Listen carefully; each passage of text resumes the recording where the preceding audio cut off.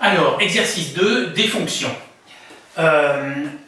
Alors, il faut distinguer la question 1 du reste. Donc, les questions 2 et 3, sans doute, depuis la première, on vous fait travailler sur les fonctions, calculer des dérivés, faire des tableaux de variation, bon, très bien.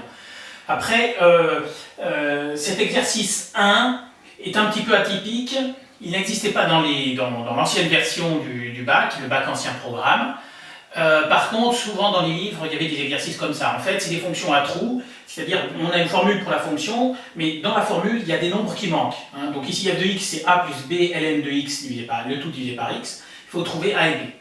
Bon, ben ça, il faut vous entraîner à ce genre d'exercice, puisque c'est l'une des nouveautés du nouveau programme. Donc, par exemple, si vous regardez les annales des anciens programmes, vous ne trouverez pas ça. Donc voilà, donc ça c'est, il faut savoir faire parce que c'est tombé plusieurs fois cette année et donc ça risque de devenir un grand classique du bac. Bon, alors allons-y. Donc, première question, petit a. Alors j'ai reproduit la figure qui est donnée dans l'énoncé. On a les coordonnées, donc on a un rectangle OABC, on a les coordonnées de O c'est 0, 0, on a les coordonnées de A, de B, de C, parfait, très bien. Mais pour l'instant, on ne s'occupe pas de ça. Ils disent, en utilisant le graphique, donner les valeurs de f de 1 et f' de 1. Bon. Ah, bon, on utilise le graphique, alors bon. On a les deux vecteurs de base i et j, donc ça veut dire que 1, on le lit ici. Ici, c'est 1. Donc, f de 1, toc, toc, je le lis ici. Voilà. Donc, c'est le nombre qui serait là sur l'axe des ordonnées. Bon, alors, je vois, puisque j est comme ça fait à peu près 2, mais on me donne les coordonnées de c. C a pour coordonnées 0 et 2. Donc, du coup, ici, ça veut dire que c'est 2. Bon. Donc, sur ma copie, comment je peux écrire ça? Bon, il n'y a pas... On va pas en mettre 10 lignes, hein. On met que f de 1, c'est l'ordonnée de c, donc c'est yc, c'est égal à 2. Si sur votre copie vous mettez f de 1 égale 2, alors c'est bon. Pas besoin de détailler plus. Hein. Alors f' de 1. Alors f' de 1. Ah, donc ça, c'est la question piège, oui et non. C'est-à-dire que pour répondre à cette question, il faut se souvenir du fait que f' de 1, c'est la pente de la tangente au point d'abscisse 1. Voilà.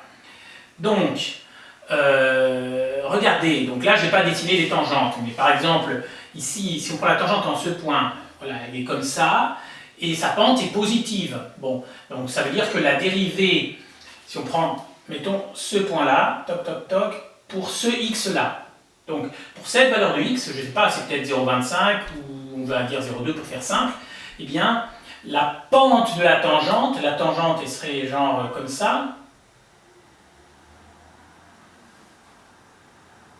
Et donc là, c'est une droite, elle n'est pas verticale, hein, mais elle a une très forte pente. Bon, ben voilà, donc mettons que sa pente ce soit 20 par exemple, ça voudrait dire que f' de 0,2 c'est 20. Bon. Alors ici, c'est pas du tout en 0,2, on peut f' de 1, donc je pars de 1, je regarde le point de la courbe qui correspond, c'est B. Donc je visualise la tangente, voilà, on voit bien qu'elle est horizontale, et bien le nombre dérivé, c'est-à-dire f' de 1, c'est la pente de cette tangente. Et puisque cette tangente elle est plate, sa pente est nulle. Donc f' de 1 égale 0. Voilà. Donc on n'attend pas d'explication particulière, mais on peut mettre car la tangente, c'est T1, la tangente au point d'abscisse 1, la tangente T1 est horizontale. Vous n'êtes pas obligé de mettre ça. Hein. Si vous mettez f' de 1 égale 0, c'est bon. Je profite pour rappeler la notation T1, parce que T1, vous savez, vous avez une formule TA, 2 points, y égale f' de a, facteur de x moins a plus f de a. Bon, on n'a pas besoin d'utiliser cette formule ici, mais le TA, c'est la tangente au point d'abscisse A, et donc ici la tangente au point d'abscisse 1, c'est T1. Voilà. Attention, cette question est un peu piège, en fait, ça fait appel à vos souvenirs de première, parce que je vous rappelle qu'en première S, on commence la dérivation avec des choses horribles du genre f de a plus h moins f de a divisé par h, les taux d'accroissement. En plus, on prend la limite du taux d'accroissement, mais la limite, à ce stade-là, en première S, vous ne savez pas ce que c'est, donc c'est plus ou moins de la bidouille. Enfin, c'est une horreur. Donc après, on vous donne les formules pour dériver les fonctions. Vous oubliez tout ce qui est tangente, machin, parce que c'est horrible. Je suis passé par là, hein, je sais ce que c'est. Et vous retenez les formules, donc c'est bien, mais il faut quand même se rappeler que le nombre dérivé, c'est la pente de la tangente. Donc ça veut dire, par exemple, f' de 1, c'est la pente de la tangente au point d'abscisse 1, et f' de 0,2, c'est la pente de la tangente au point d'abscisse 0,2. Donc par exemple, ici, la droite qui est là, c'est t0,2, et sa pente, c'est f' de 0,2. C'est pas du tout demandé, mais voilà, c'est pour mettre en place, ça c'est t0,2, et ça c'est t1. Et T2, ce serait au point d'abscisse 2, donc voilà, toc, toc, toc, toc, voilà. Là, on a 2, et la tangente, elle serait comme ça. Là, c'est T2. Voilà. Hein. Donc, je ne vous demande pas de vous rappeler tout ce que vous avez fait en première S sur les tangentes et tout ça, mais sachez que la pente de la tangente, c'est le nombre dérivé. Il faut savoir ça, et il faut connaître la formule de la tangente que je viens de rappeler, hein, y égale f' de a facteur de x moins a plus f de a. Voilà, je vous demande juste de savoir ça, et avec ça, vous êtes pareil pour le bac.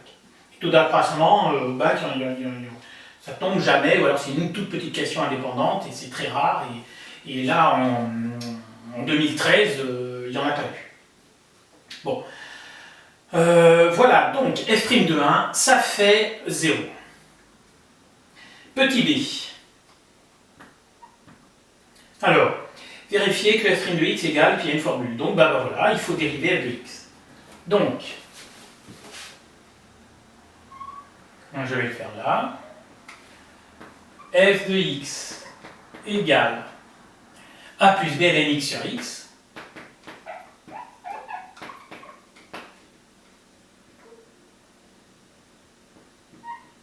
Voilà. Et il faut trouver f' de x. Bon, alors,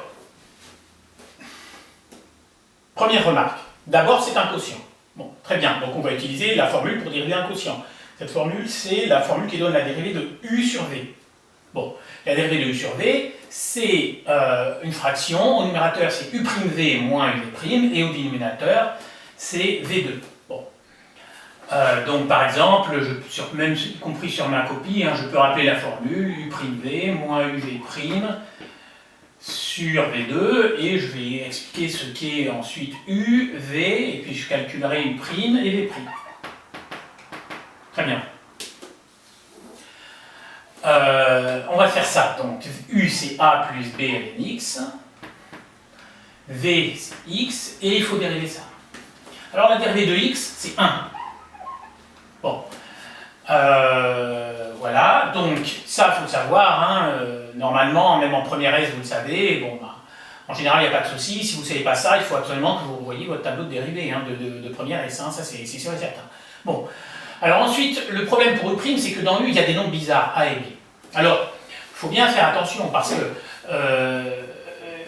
là, en général, au début, les élèves, ils m'écrivent que la dérivée de A, par exemple, c'est 1, parce qu'ils font que, comme A, c'est une lettre, X, c'est une lettre, la dérivée de X, c'est 1, A, c'est aussi une lettre, donc sa dérivée, ça doit être 1 certainement aussi. Non, non, non, non, non, pas du tout. Il faut bien comprendre que, d'accord, il y a 3 lettres A, B, X, mais elles n'ont pas du tout le même statut. X, c'est la variable. Votre fonction est une fonction de X. Ce n'est pas une fonction de A et B. C'est une fonction de X. Et donc, A et B, il faut bien voir que c'est des nombres qui sont fixés. C'est-à-dire peut-être que A, c'est 2,7 et B, c'est 36. Mais c'est des nombres. Donc, si là, vous aviez 2,7, la dérivée de 2,7, c'est 0. Donc, la dérivée de A, c'est 0. Voilà. Bon. Donc ça, c'est des choses qui mettent un peu de temps à se mettre en place, mais c'est pas une question, c'est ni une question d'intelligence, ni une question de formule, c'est juste une question d'entraînement. Donc il faut que vous vous entraîniez à dériver des fonctions où il y a des lettres dans la fonction. Il faut absolument savoir faire ça. Voilà. Bon, donc, ça, par contre, j'ai pas terminé, hein, c'est une somme, donc j'ai dérivé A, ça fait 0. Bon, Voilà, et maintenant je dois dériver b fois ln x. Bon, très bien. Alors la dérivée de ln x, c'est 1 sur x. Bon, alors si vous êtes en début de terminale, que vous n'avez pas encore étudié la fonction ln, eh bien c'est pas grave, prenez un peu d'avance. La chose la plus importante à savoir sur cette fonction bizarre qui est ln x, c'est que sa dérivée c'est 1 sur x. Voilà. Donc ça, ben, prenez-le, regardez sur le site, vous pouvez avoir une vidéo sur les dérivées, avec les principales dérivées de terminale à connaître. Bon, ben, même si vous n'avez pas étudié en classe la fonction ln de x, vous pouvez, c'est pas mortel d'apprendre que sa dérivée c'est 1 sur x. Bon. Donc ça, la dérivée ce sera 1 sur x. Bien. Et b, encore une fois, c'est une constante. Donc, je vais prendre un petit brouillon ici. Bien. Donc, la dérivée de ln x, c'est 1 sur x. Bon. La dérivée de x2, je prends ça au hasard, ça n'a rien à voir, hein, c'est 2x, mais parce que la dérivée de x2 c'est 2x, ça veut dire que par exemple la dérivée de 7x2, ce sera 7 fois 2x, donc 14x, bon, très bien. Bon, ben, du coup la dérivée de 7 ln de x, ben, ce sera 7 fois 1 sur x, hein, voilà. Bon, bah, et la dérivée de b fois ln de x, eh bien ce sera b fois 1 sur x. Voilà. Donc, si au début vous avez du mal parce que le b, là, il vous stresse, voilà, remplacez b par 7. Hein, vous trouverez que la dérivée de 7 fois ln x, c'est 7 sur x. Et après, vous vous direz, bon, bah, la dérivée de b fois ln x, c'est b sur x, parce qu'on remplace b par 7, quoi. Hein, voilà. Donc, voilà, au début, c'est ça qu'il faut faire. Hein, il faut bien que vous ayez en tête que b, c'est un nombre fixé. C'est pas une, ça doit être une lettre, ça n'est pas une variable. Hein, donc, voilà. J'insiste heureusement. Bon, on est pareil. Donc, f' de x égale, donc je fais u'v, donc mon u' il est là, donc le 0 on s'en fout, c'est b sur x. Donc b sur x, ça c'est u'. V c'est x, donc voilà, moins uv', u c'est a plus b ln x. On va essayer de ne pas déborder, voilà. V' c'est 1, donc fois 1, je ne suis pas obligé de le mettre, tant mieux, ça m'arrange. Et j'y divise par v au carré, v c'est x, donc v au carré c'est x au carré. Bon, très bien.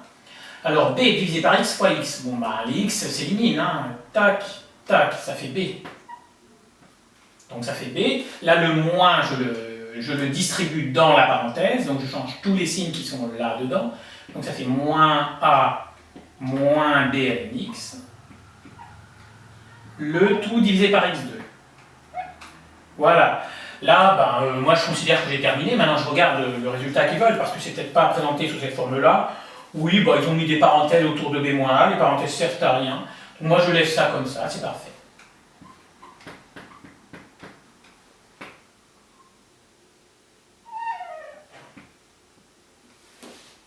Bon ben voilà. Donc le petit b est terminé. On continue. Donc petit c, il faut trouver les réels a et b. Alors, première remarque, vous avez la réponse qui est juste en dessous. C'est-à-dire, bah oui, c'est-à-dire qu'au deuxièmement, vous avez f de x égale 2 sur x plus 2 fois ln de x sur x. Ça veut dire quoi? Ça veut dire que vous avez en fait, donc ça c'est pour mon petit brouillon, vous avez en fait f de x, en fait c'est comme si c'était 2 plus 2 ln x, le tout divisé par x. Bon, mais au premièrement, on vous dit que f c'est a plus b ln x sur x. Bon, bah, ça veut dire que a c'est 2, b c'est 2. Donc voilà, donc on va quand même, voilà, donc si vous sur votre copie vous mettez a égale 2, b égale 2, vous ne mettez pas les points forcément, puisque la réponse est donnée plus bas. Bon, mais systématiquement, quand il y a des fonctions à trous, en dessous vous avez la formule, et dans la formule, bah, vous avez les vrais nombres, donc on vous donne la réponse. Donc c'est tout le temps comme ça. Donc, ça changera peut-être un jour, mais jusqu'à présent, ça a toujours été comme ça. Bon, donc c'est bien, on est confiant parce qu'on a la réponse. Donc on pourra vérifier, mais maintenant, le travail, ça reste quand même de justifier. Alors, ma deuxième remarque, c'est que ben là, il faut recoller les morceaux. Et dans ce genre d'exercice, c'est toujours, voilà, alors c'est toujours ce qui peut poser problème, et enfin, c'est toujours délicat, mais par contre, c'est toujours la même démarche. Hein, donc voilà, c'est pour ça qu'il faut s'entraîner. Donc, C'est-à-dire, ben, d'un côté, alors là je vous ai mis ce qu'on a fait. Ça c'est la réponse au petit a, c'est la réponse au petit b. Donc on sait que f de 1 c'est 2, on sait que f' de 1 c'est 0. Bon. Mais on sait que f de x, alors ça on ne sait pas encore, mais on sait que c'est a plus b ln x sur x. Donc voilà, on sait ça. Et on sait que f' de x c'est ce machin. Bon. Donc voilà, donc j'ai mes 4 pièces du puzzle qui sont 1, 2, 3 et 4. Bon. Donc f de 1 c'est 2. Donc voilà, je peux utiliser ça. J'ai utilisé cette formule, c'est-à-dire que je remplace, ici j'ai f de x, donc f de 1, je dois pouvoir calculer, je dois pouvoir trouver quelque chose. D'accord? Et f' de 1 c'est 0, ben, du coup pour f' de 1 comme c'est f', je ne vais pas regarder ça, je vais regarder ça. Je vais remplacer x par 1 et je vais calculer f' de 1, je vais essayer de trouver quelque chose. Et ce quelque chose, ça devra faire 0. Voilà. Hein? Donc ici, je vais remplacer x par 1, je vais trouver, je vais calculer, et le truc que je vais calculer, ça devra faire 2. Et ici, je vais remplacer x par 1, et le truc que je vais calculer, ça devra faire 0. Bon, je le fais devant vous. Bah, au début, c'est un petit peu... voilà, si vous n'avez jamais vu ce genre d'exercice, au début, c'est déroutant. Par contre, vous en faites 2, 3, 4, vous avez tous fait, hein, c'est tout le temps pareil. Bon, alors, donc, je peux mettre, d'après petit a, f de 1 égale 2, or, f de 1 égale, d'après l'énoncé, f de x, c'est a plus b ln x sur x, donc f de 1, c'est a plus b fois ln de 1 divisé par 1.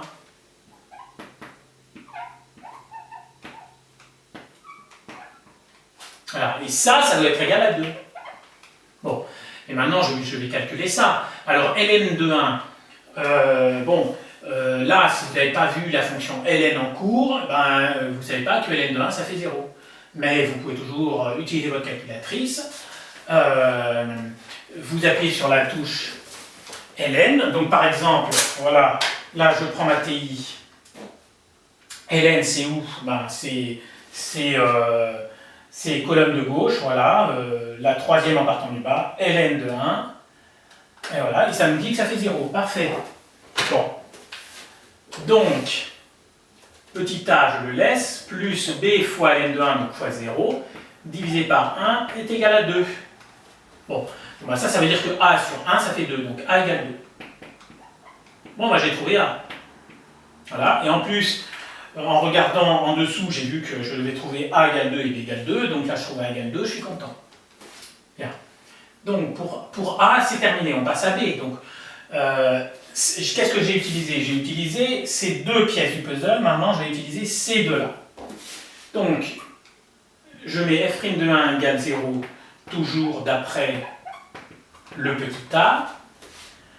Or, f' de 1 est égal à... et là, j'utilise cette formule, donc ça fait b moins a moins b ln de 1 divisé par 1. Et ça, c'est d'après le b. Voilà, ça fait toujours bien.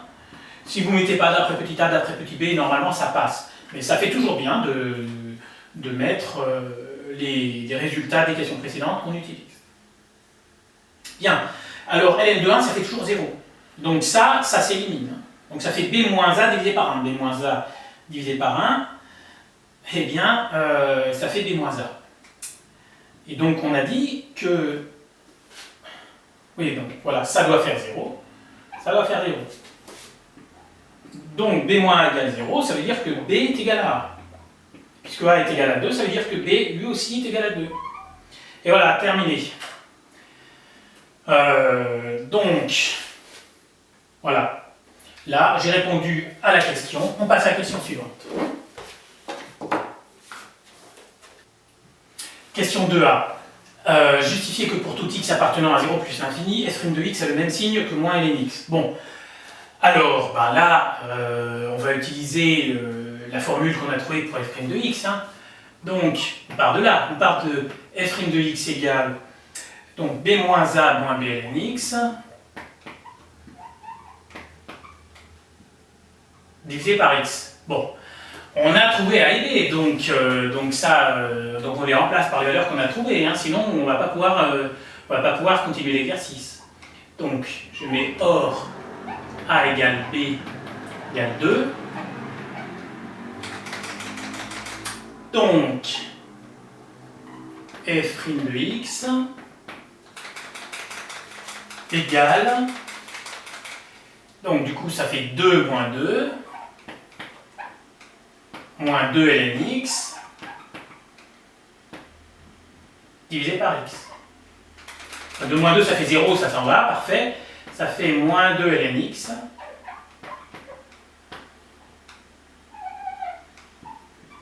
Divisé par x. Bon, bah très bien. Alors, je dois trouver le signe de ça. Alors, le signe de x sur 0 plus l'infini, ouvert, bon, bah, c'est plus. Le signe de moins 2, c'est moins. Et le signe de ln(x), bon, bah, ça, vous pouvez étudier la fonction ln, vous savez faire. Enfin, au total, ça vient le même signe que moins ln(x), puisque. Donc, voilà. Je mets des pointillés, vous ne mettez pas ça sur votre copie. Et voilà. Le 2 sur x, il est strictement positif, donc ça a le même signe que le moins ln(x). Voilà. Donc c'est ça qu'il faut écrire. Sur 0 plus l'infini, 2 sur x strictement positif, donc f' de x a le même signe que moins ln(x). Voilà. Puisque en fait, f' de x, c'est ça fois ça. Donc puisque lui, il est strictement positif, ça veut dire qu'il ne va pas changer le signe. Donc ça a le même signe que ça tout seul. Ok. Petit b. Les limites.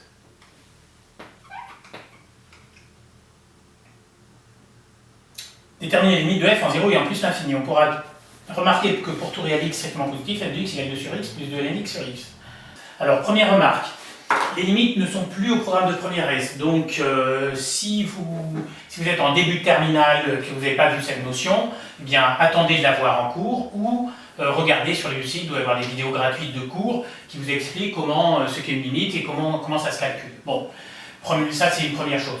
Une deuxième chose, donc f de x est donné par cette formule, et il y a du ln x. Il faut avoir donc en tête l'allure de la fonction ln. Alors, comme c'est du cours, le cours je le fais en vert, je l'ai mis là. Donc déjà, on prend le ln que des nombres qui sont strictement positifs. Donc par exemple, ln de moins 2, ça n'existe pas. Vous pouvez taper sur la calculatrice, vous aurez un message d'erreur. Donc c'est pour ça qu'il n'y a rien de ce côté-là. Voilà. Donc, et la fonction ln, donc, elle est strictement croissante. Et là, ça plonge. Donc ça veut dire que sa limite en 0, c'est moins l'infini. Voilà. Et après, elle monte lentement, mais elle monte. Et donc sa limite en plus l'infini, c'est plus l'infini. Bon, voilà, donc ça il faut le savoir. Donc d'ailleurs, je vais le rajouter en vert. Donc, limite ln x lorsque x tend vers 0 plus égale moins l'infini. Et limite ln x lorsque x tend vers plus l'infini égale plus l'infini. Voilà. Donc, je répète, si vous ne savez pas ce qu'est une limite, donc renseignez-vous. Je m'adresse à un public qui sait ce qu'est une limite et qui sait ce qu'est une forme indéterminée. Bon, voilà. Alors, première chose, donc, il y a une indication, on pourra remarquer que pour tout réel x strictement positif, f de x égale 2 sur x plus 2 ln x sur x. Alors, très bien, mais ça nous aide à calculer la limite en plus l'infini, pas en 0. Hein. Donc justement, si la vidéo a été coupée, c'est parce que je me suis laissé avoir. Donc moi je suis parti tête baissée en 0, j'ai fait 2 sur x et 2 ln x sur x. Ça fait le 2 sur x, il va tendre vers plus l'infini, le 2 ln x sur x, il va tendre vers moins l'infini. Donc ça fait plus l'infini, moins l'infini. Donc l'infini moins l'infini, on ne sait pas ce que ça fait, c'est une forme indéterminée. Bon, donc pour le calcul de la limite en 0, il ne faut pas se servir de l'indication, c'est un cadeau empoisonné. Pour calculer la limite en 0, on calcule la limite en 0 du numérateur et la limite en 0 du dénominateur. Voilà. Donc, je vais faire ça. Limite lorsque x tend vers 0 par valeur positive, hein, puisque x est dans l'intervalle 0 plus l'infini ouvert, donc il est strictement positif. Donc la limite de 2 plus 2 ln x, ben, la limite de ln x c'est moins l'infini en 0. Hein. Donc 2 fois moins l'infini, ça fait moins l'infini. C'est-à-dire que, en fait, lorsque x tend vers 0, le ln x c'est un très grand nombre dans les négatifs, par exemple moins 1 million, et quand on multiplie par 2, ça fait moins 2 millions, donc ça reste un nombre très, très négatif, très grand dans les négatifs. Donc voilà, donc c'est ça que ça veut dire, moins l'infini. Hein. Et 2 moins l'infini, ça fait moins l'infini. Parce que vous prenez, par exemple, moins 2 millions, vous lui ajoutez 2, ça reste un grand nombre négatif. Bon, très bien. Après, limite lorsque x tend vers 0 plus de x, ben, la limite de x lorsque x tend vers 0, ben, c'est 0. Vous pouvez mettre un plus si vous voulez, on ne va pas vous enlever de points, ça ne sert à rien. Donc je ne le mets pas. Voilà. Alors, donc, notre f de x, c'est une fraction. En haut, il y a ça tend vers moins l'infini. En bas, ça tend vers 0. Oula, j'ai dit que ça ne servait pas, le si. Plus. Donc, ça fait moins l'infini sur 0 plus. Alors ça, je le mets en brouillon, moins l'infini divisé par 0 plus, et bien ça, c'est dans toutes les tables, hein. Vous avez des tables dans tous les livres, dans le chapitre sur les limites, puis il y a des tables avec par exemple moins l'infini divisé par plus l'infini, ça fait une forme indéterminée, moins l'infini divisé par 0 plus, ça fait moins l'infini, donc là ici c'est ça, etc. etc. Bon, donc il faut savoir ça. Si vous avez oublié, mettons moins l'infini sur 0 plus, vous dites, je sais plus ce que ça fait, peut-être que ça fait plus l'infini, ou peut-être que ça fait 0, ou peut-être que ça fait une forme indéterminée, je ne sais pas. Eh bien, vous prenez votre calculatrice, vous tapez moins 10 000, par exemple, divisé par 0,0001, et vous voyez que ça fait un nombre énorme et négatif. Donc du coup, logiquement, ça devrait faire moins l'infini. Voilà. Hein, donc si vous avez un trou de mémoire, vous prenez votre calculette et vous testez. Bon. Alors, donc, ça, j'ai bien dit que c'était un brouillon, on ne veut pas le voir sur les copies. Pourquoi? Je ne sais pas. Bon. Si c'est moi qui faisais les règles, ben moi j'autoriserais tout à fait de voir ça sur une copie de bac, parce que de toute façon dans la tête c'est comme ça qu'on réfléchit. Donc je ne vois pas pourquoi sur le papier ce serait différent de ce qui se passe dans notre tête. Mais peu importe, les correcteurs ne veulent pas voir ça, c'est pas moi qui décide, donc on n'écrit pas ça. Mais on écrit donc par quotient. Justement, le par quotient, c'est sous-entendu, en fait c'est ça qui est sous-entendu, mais ils ne veulent pas le voir écrit, donc je ne l'écris pas. Donc par quotient, limite de f de x, lorsque x tend vers 0 plus, est égal à moins l'infini. Voilà. Alors, le calcul de la limite en 0 est terminé, et maintenant on passe au calcul de la limite en plus l'infini. Alors, on passe au calcul de la limite en plus l'infini. Alors, c'est là qu'on va utiliser le fait que, alors, f de x pour l'instant, c'est que c'est 2 plus 2 ln x sur x. Et là, on utilise le fait que c'est 2 sur x plus 2 ln x sur x. Voilà, c'est-à-dire l'indication qui est dans le texte. Bien. Alors, on va calculer la limite de ça et la limite de ça. Et on additionnera les deux limites. La limite de 2 sur x lorsque x tend vers plus l'infini. Bon, alors, si x tend vers plus l'infini, ça veut dire qu'en fait, il faut imaginer que c'est un très grand nombre. Et 2 divisé par un très grand nombre, ben, du coup, ça donnera un nombre tout petit. Donc, la limite, ce sera 0. Donc là aussi, vous ne le mettez pas sur votre copie, mais 2 divisé par plus l'infini, ça fait 0. Bon, ce qui est dans les tableaux sur les limites, c'est 1 divisé par plus l'infini égale 0, ou bien a divisé par plus l'infini égale 0 lorsque a est strictement positif. Enfin bon, donc ce genre de choses, il faut savoir soit le connaître par cœur, soit le retrouver rapidement. Vous pouvez prendre un exemple, vous faites 2 divisé par 0,001, ça vous donnera un grand nombre, donc vous direz, bon bah la limite c'est plus l'infini. Ça vous donnera un tout petit nombre. Non, c'est 2 divisé par 10 000 qui vous donnera un tout petit nombre et vous direz que du coup, la limite, c'est sans doute 0. Voilà. Donc, pour ça, c'est bon. Alors maintenant, maintenant ce morceau-là. Alors, ça, c'est une forme indéterminée parce que la limite de lnx c'est plus l'infini, la limite de x c'est plus l'infini, donc ça fait plus l'infini sur plus l'infini. Et ça, c'est une forme indéterminée. C'est-à-dire, on ne sait pas trop ce que c'est. C'est-à-dire, ça dépend des cas. Voilà. Mais, justement, au programme de terminal S, vous avez 4 formes indéterminées qui sont dans le cours, qui sont à connaître. Parmi ces 4-là, il y a précisément lnx sur x. Et donc, dans votre cours, il y a, dans tous les cours de terminal, donc ça fait partie, ça fait partie du bagage sur les limites au niveau terminal, c'est-à-dire la limite de lnx sur x lorsque x tend vers plus l'infini, c'est égal à 0. Alors pourquoi? Ça se comprend graphiquement, je vous explique. La fonction elle monte. Oui, mais elle monte lentement. Par exemple, la fonction y égale à x, elle monte comme ça. Tac, tac. On voit bien qu'elle monte plus vite. Donc, ça veut dire que quand x est très grand, donc le x il sera grand et le lnx il sera beaucoup plus petit.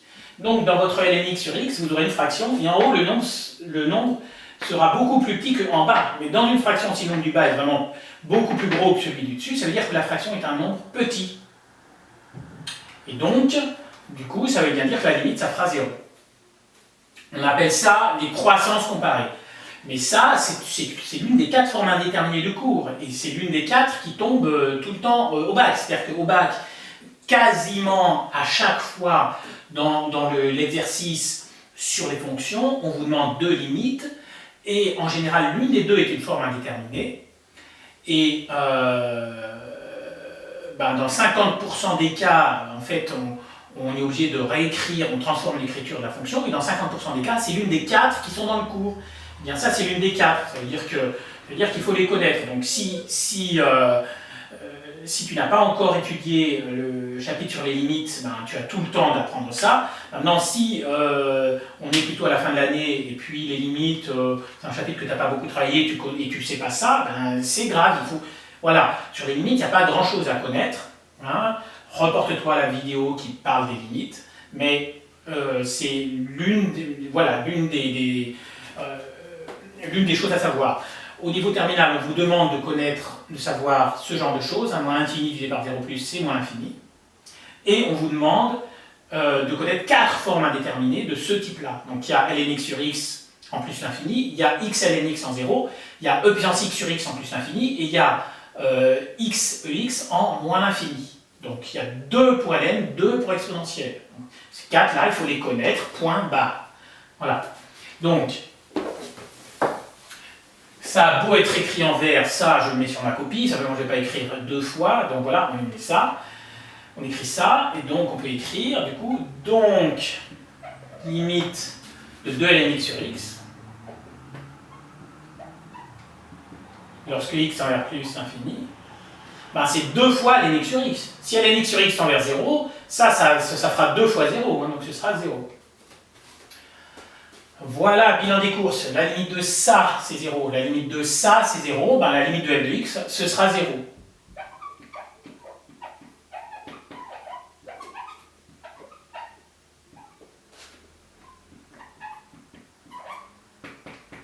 Je peux préciser par addition. Ça veut dire quoi par addition?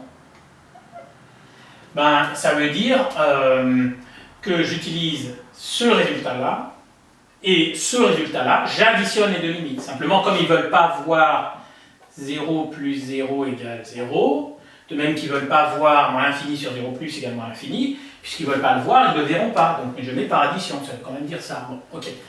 Donc tout ça c'est un peu d'hypocrisie, mais c'est comme ça qu'il faut rédiger, et c'est comme ça que vous verrez sur tous les corrigés. Les limites sont terminées.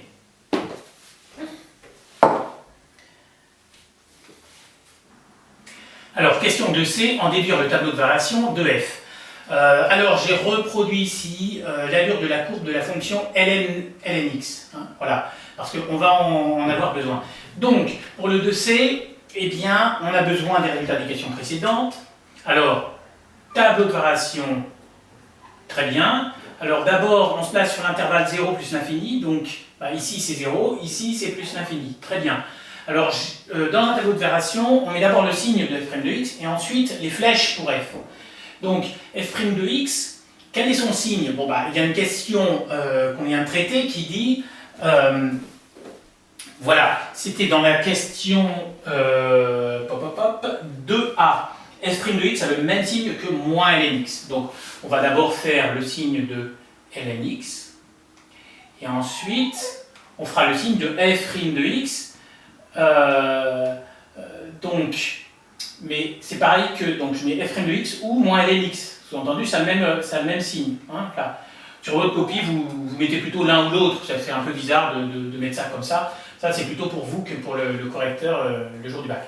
Bon, alors, bah, si j'ai en tête l'allure de la fonction ln, si je sais qu'elle s'annule pour x égale 1 et qu'elle est croissante, bah, du coup son signe c'est d'abord un négatif. Hein, voilà, parce que toute cette partie de la courbe est en dessous de 0, donc d'abord négatif, ensuite ici, là, ça fait 0, et ensuite positif. Donc, et c'est en 1 que ça vaut 0, donc lnx en 1, ça vaut 0, et avant, c'est négatif, après, c'est positif. Donc du coup, moins lnx, bah, ce sera le contraire, ce sera plus ici, moins là, et 0 à 1, toujours. Donc j'ai le signe de f', bah, là où f' est positif, la fonction est croissante, flèche vers le haut. Là où f' est négatif, la fonction est décroissante, flèche vers le bas. Alors ensuite, je mets les limites. Je viens de les calculer. La limite en plus l'infini, on a trouvé 0. La limite en 0, on a dit que c'était moins infini. Voilà. On n'a plus qu'à trouver le nombre ici. Donc là, c'est f de 1. Je ne mets pas f de 1, je le calcule. Donc f de 1 égale... Ah oui, au fait, on l'a déjà calculé, puisque ça... les valeurs de f de 1 et f' de 1, on les a trouvées en 1a. Donc f de 1 c'est égal à 2. Je mets d'après 1. Je mets des petits calculs, soit en dessous du tableau, soit à gauche, soit à droite, enfin voilà. Donc je mets mon 2 et c'est terminé, le tableau est fini. Le tableau de variation terminé. On passe à la question 3. Alors, question 3a. Là aussi, c'est un grand classique. Hein. Alors, démontrer que l'équation f de x égale 1 admet une unique solution alpha sur l'intervalle 0, 1. Bon, alors, sur l'intervalle 0, 1, ça veut dire qu'on est x est là-dedans, et f de x varie entre moins l'infini et 2. Entre moins l'infini et 2, il y a bien un moment où on va passer par le nombre 1, qui est par là. Et ce sera pour la valeur alpha. Ok. Bon, parfait. Donc, alors ça, donc si on regarde le tableau de variation, c'est quelque chose d'évident. Donc, entre 0 et 1, la fonction est croissante, elle va de moins l'infini jusqu'à 2, donc il y a un endroit et un seul pour lequel elle vaut 1. Bon. Oui. Mais si vous mettez sur votre copie, d'après le tableau de variation, on voit bien qu'il existe un unique réel alpha pour lequel f de x égale 1. Enfin, un unique réel alpha entre 0 et 1, compris entre 0 et 1, pour lequel f de x égale 1, parce que soit dit en passant, on en a un autre entre 1 et plus l'infini, mais nous, on veut entre 0 et 1. Donc, si tu marques ça sur ta copie, on ne te met pas les points, parce que ça, en fait, c'est le TVI, le théorème des valeurs intermédiaires. Alors, normalement, tu as dû en entendre parler en première S. TVI, théorème des valeurs intermédiaires. C'est quelque chose qui ne casse pas des briques, le théorème des valeurs intermédiaires. Il y a deux versions, donc un petit rappel de cours sur le TVI. Bon, le TVI dit quoi? Il dit que j'ai une fonction qui est sur un intervalle AB. Bon, ben en gros, mettons qu'elle part de 1, elle arrive à, mettons que f de A ce soit 1, que f de B ce soit 4.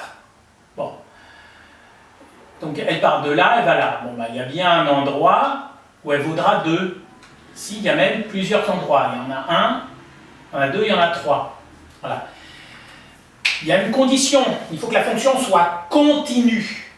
C'est-à-dire qu'on puisse tracer sa courbe sans lever le crayon. C'est-à-dire que si j'ai le droit de lever le crayon, je peux très bien dessiner une fonction. Ça va pas être facile, surtout que je me suis dessiné un tout petit espace. Alors, on va essayer quand même. Bon, allez, on va faire un dessin plus grand. Voilà. Si j'ai droit à lever le crayon, j'ai le droit de lever le crayon. Bon, j'ai dit qu'on part de ce point-là. On va dire, donc ça c'est petit a, ça c'est petit b. Et on part de 1, on arrive en 4. Et je dis, il y a un endroit, elle va passer par 2. Bon, pas forcément. On peut très bien faire une fonction qui par exemple, elle vaut tout le temps 1, et puis après, elle vaut tout le temps 4. À ce moment-là, elle ne vaut jamais. Puis donc, voilà, on va dire que c'est comme ça. Ce genre de code, ça veut dire que ce point-là est pris, ce point-là n'est pas pris. Cette fonction, elle ne vaut jamais 2. Bon. Voilà, mais je ne peux pas, elle n'est pas continue cette fonction. Je ne peux pas tracer sa courbe sans lever le crayon. Donc une fonction, donc ce que je viens d'effacer, c'est une fonction qui n'est pas continue. Une fonction continue, c'est par exemple quelque chose comme ça. Bon, eh bien à ce moment-là, les fonctions qui sont comme ça, on voit bien que si elles partent de 1 et qu'elles arrivent en 4, il y a bien un endroit, elles passeront par 2. Donc il existe bien un x tel que f de x égale 2. Ou plutôt alpha, parce qu'une note en général alpha. Bon, très bien. Alors, vous allez me dire pourquoi, vous allez me dire c'est évident, pourquoi on appelle ça le théorème des valeurs d'intermédiaire et pourquoi on nous en fait tout un pataquès. Parce qu'en fait, ok, c'est évident, mais maintenant il se trouve que ça a été démontré pour de bon, et la démonstration, la vraie démonstration, vous pouvez par exemple regarder, elle doit être sur Wikipédia ou sur des trucs comme ça, c'est compliqué, c'est pas du tout du niveau de terminal. Donc voilà, donc vous devez savoir que ça se démontre, que la démonstration n'est pas à votre portée. En terminale, on ne vous demande pas de savoir ce qui est précisément une fonction continue, c'est juste une fonction, on la dessine sans lever le crayon, c'est pas du tout précis comme définition. Bon, enfin peu importe. Ce résultat-là fait référence au théorème des valeurs intermédiaires, il tombe quasiment toutes les années, c'est-à-dire quasiment tout le temps au bac, dans l'exercice sur les fonctions. Dès que vous voyez il existe un unique alpha, c'est lui. Donc on attend que vous fassiez une rédaction type théorème des valeurs intermédiaires. Bon. Alors, maintenant, si vous étiez distrait l'année dernière quand le prof il vous a fait le cours sur le théorème des valeurs intermédiaires, je vais vous montrer comment on le rédige, parce que c'est pas compliqué, donc faut pas... ne stressez pas trop, c'est pas difficile, c'est tout le temps la même chose. Mais il faut connaître. Enfin, voilà, c'est-à-dire si vous mettez, je me répète, mais si vous mettez simplement sur votre copie d'après le tableau d'opération, on voit bien qu'il existe un unique alpha entre 0 et 1 pour lequel on a f de x égale 1. Vous mettez ça sur votre copie, on ne vous met pas les points. Parce qu'on va dire, celui-là, il ne sait pas ce que c'est que le TVI. Voilà. Alors, quand on fait une rédaction type TVI, c'est très simple, on veut voir écrit 3 choses. Ni 2, ni 4, on veut voir 3 choses. Voilà.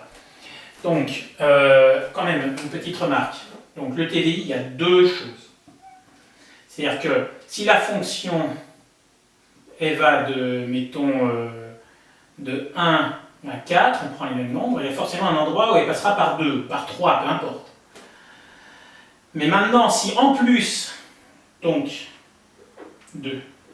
Et maintenant, je ne suis pas sûr qu'il n'y ait qu'un nombre pour lequel ça fasse 2. Il peut y en avoir plusieurs, parce que si la fonction elle fait des montagnes russes, voilà, il y aura plusieurs nombres. Et maintenant, si la fonction en plus elle est strictement croissante ou strictement décroissante, alors là, le nombre il est forcément unique, il ne peut pas y en avoir 2. D'accord? C'est-à-dire là, ça doit bien sur le tableau d'opération. Ma fonction, elle part de moins l'infini, elle va en 2. Elle monte.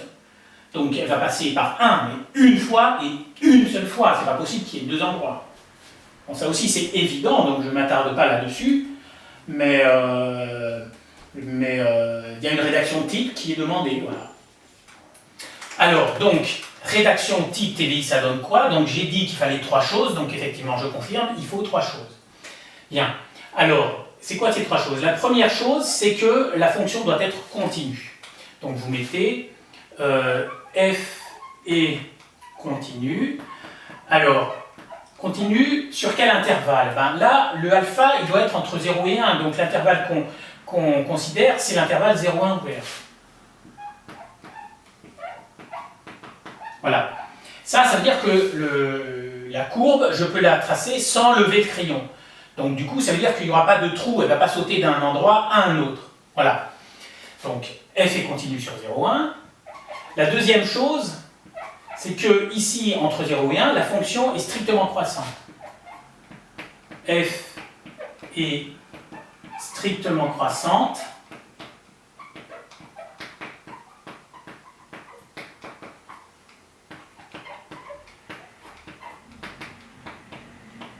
sur 0,1.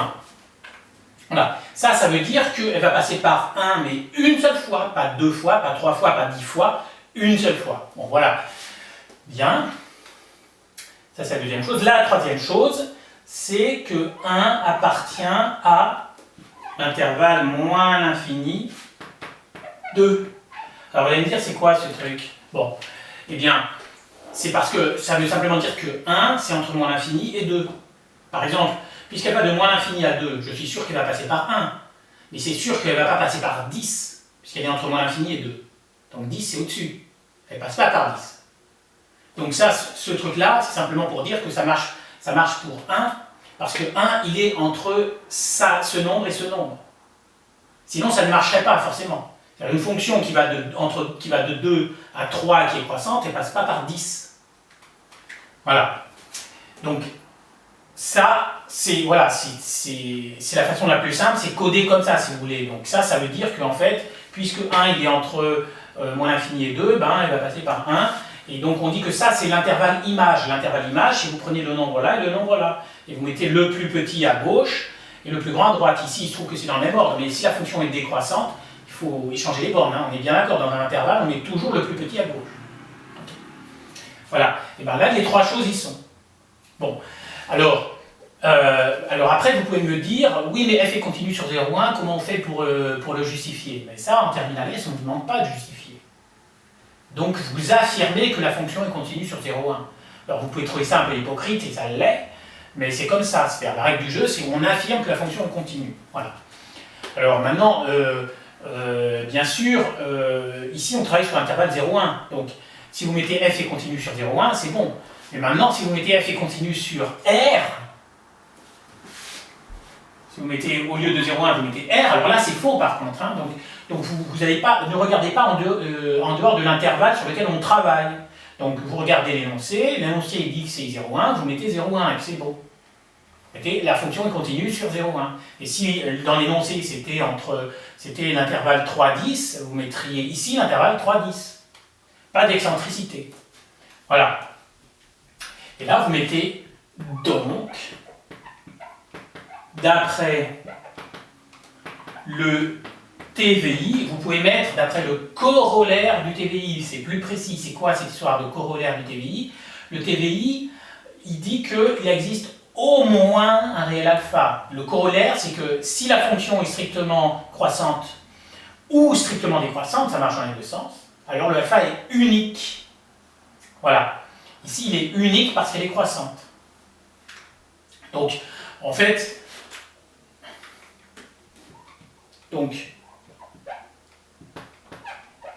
corollaire, ça s'écrit avec deux L comme ça.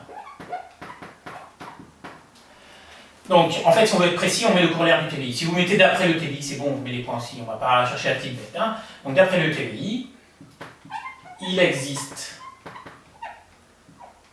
un unique réel alpha appartenant à 0,1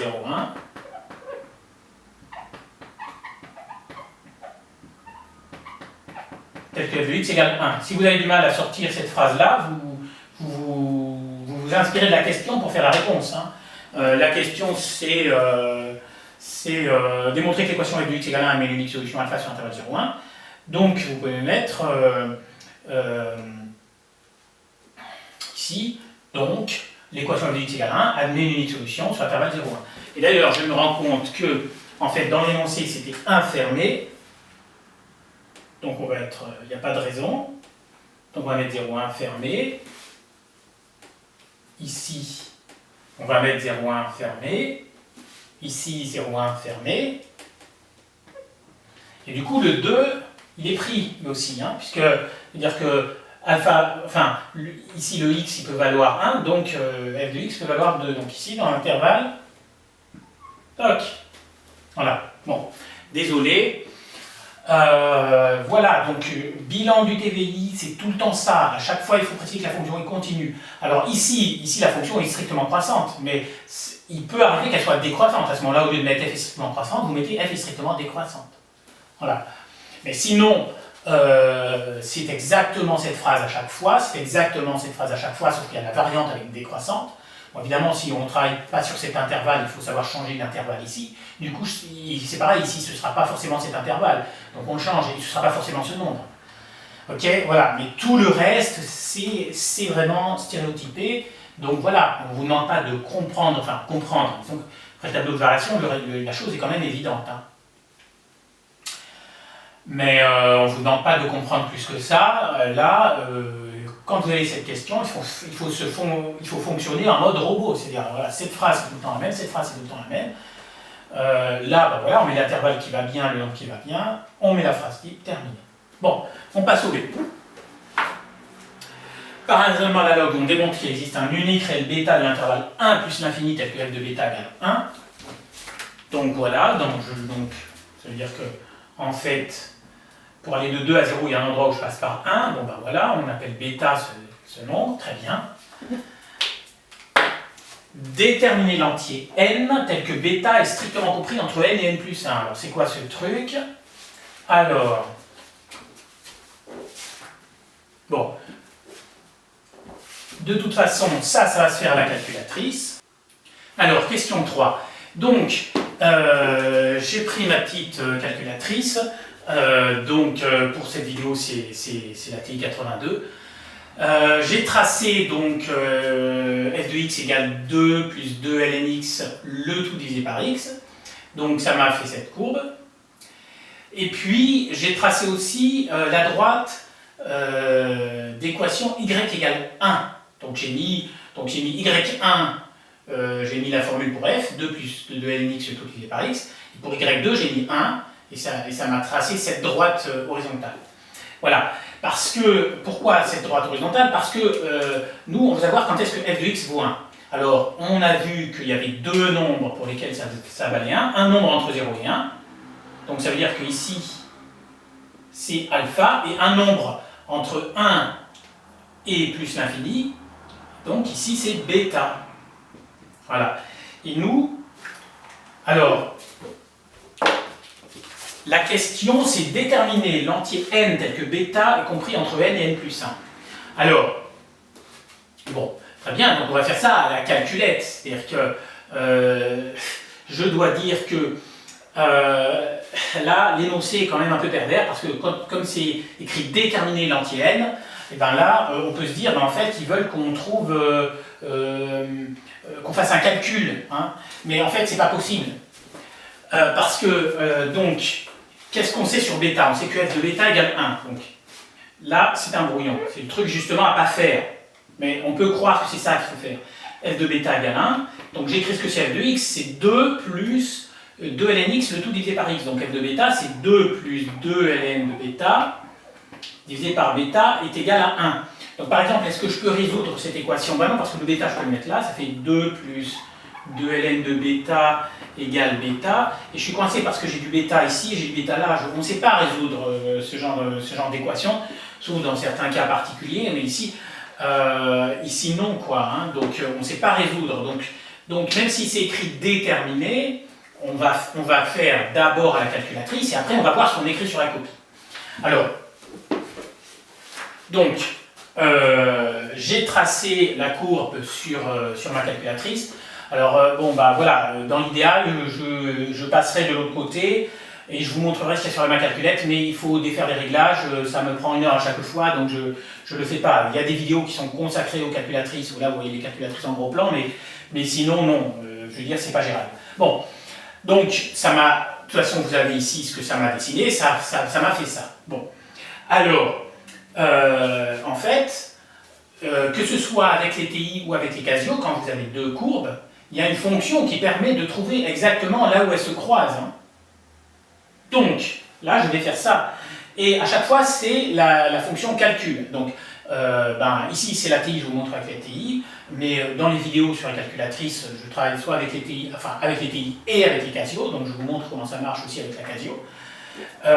Sinon, regardez dans les autres annales, mais il doit y avoir des vidéos sur les calculatrices. Bon, donc là, je vous montre avec la TI. Donc il y a un truc qui s'appelle calcul, là. Hein, c'est sur la première ligne, il y a écrit calcul. Donc c'est écrit en jaune, c'est-à-dire qu'il faut appuyer sur Shift. Donc je fais seconde, calcul. Très bien. Et il y a un truc qui s'appelle intersect. Donc ça veut dire intersection. Donc voilà, c'est le choix numéro 5. Donc choix numéro 5, intersection. Je valide. Très bien. Alors courbe 1, il me demande quelle est la courbe 1. Bon, il clignote déjà sur une courbe. De toute façon, moi, je m'en fous. Enfin, qui commence par celle-là ou qui commence par celle-là. Donc, je lui dis oui. J'appuie simplement sur Entrée pour lui dire oui, c'est ça. Voilà. Courbe 2, là, il clignote cette fois-ci sur l'autre courbe. Donc, je lui dis OK, c'est bien. D'accord. Donc, voilà. Donc, ça, évidemment que si vous avez 4 courbes dessinées, ça veut dire que vous avez la possibilité de bouger le curseur pour le positionner sur les 2 courbes qui vous intéressent. Enfin, je vous déconseille de faire ça lorsqu'il y a 4 courbes dessinées. Bon, donc valeur initiale. Alors, nous, notre bêta, on le veut entre 1, et on sait qu'il est entre 1 et plus l'infini. Donc la valeur initiale, vous prenez n'importe quel nombre supérieur à 1, donc par exemple 1. Alors, voilà. Intersection, il me met x égale 5, 35, 66, 94. Voilà. À peu près égal à 5,35, 66, 94. Voilà. Alors sinon, il y a un autre moyen, vous n'êtes pas obligé d'utiliser cette fonction calcul.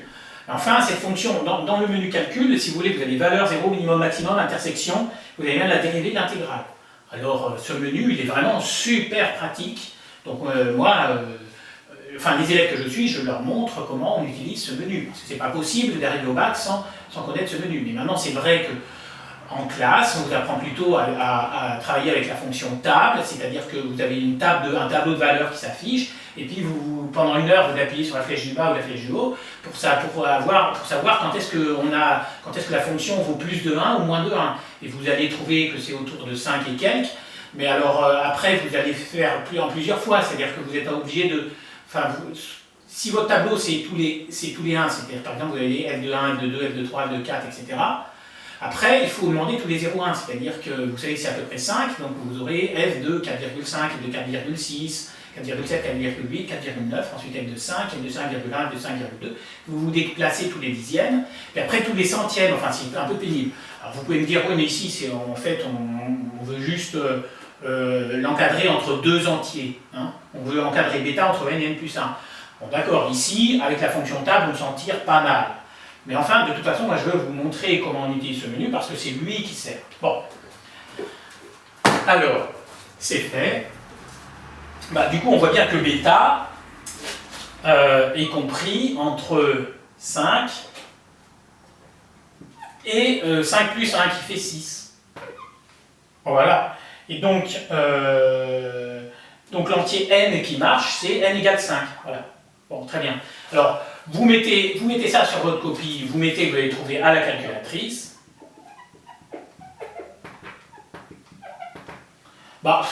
N'importe quel correcteur qui a du bon sens va vous mettre des points, parce que, en fait, si vous voulez, c'est vrai qu'il y avait écrit déterminé, mais en fait, on n'a pas le moyen de résoudre cette équation, donc le déterminé, c'était un petit peu pervers, un petit peu abusif, un petit peu débile, quoi, en gros.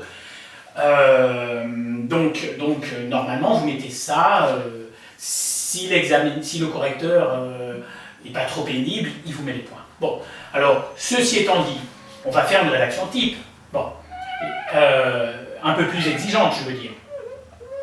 Voilà. Bon, je suis censé déterminer. Bon, très bien. Alors, donc du coup, je dis que par exemple, je calcule f de 5. Donc, f de x, c'est 2 plus 2 ln x sur x. Donc, f de 5, c'est 2 plus 2 ln de 5 sur 5. Et là, je mets une valeur approchée parce que ln de 5, je ne suis pas censé savoir quelle valeur ça fait. De toute façon, la valeur ne tombe pas juste. Donc,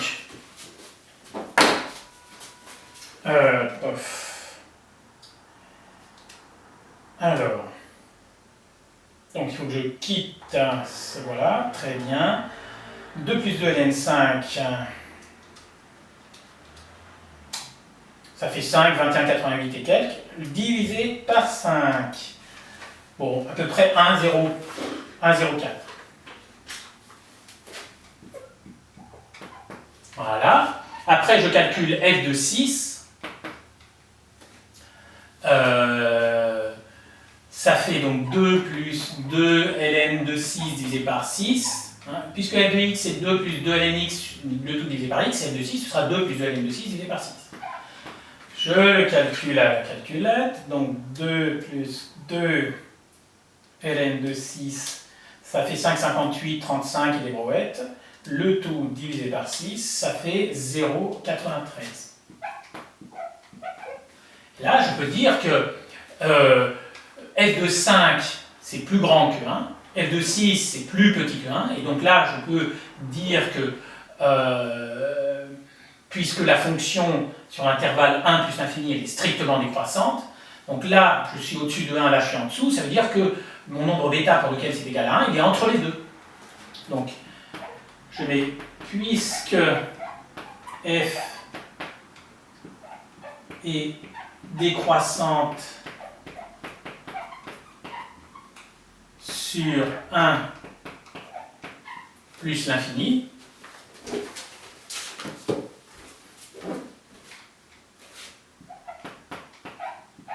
et que, alors, on a f de 5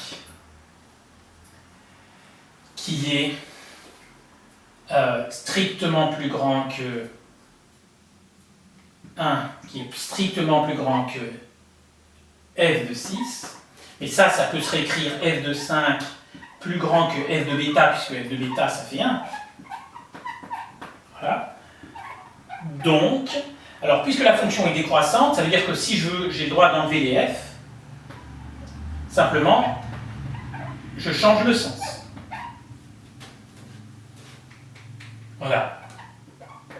Donc, n égale 5. Voilà. Donc là, je peux dire que j'ai prouvé que le n qui convenait, c'était n égale 5. Mais il n'empêche que le principal travail, c'est la calculatrice qui l'a fait. Et ça, faut le savoir à l'avance. Hein.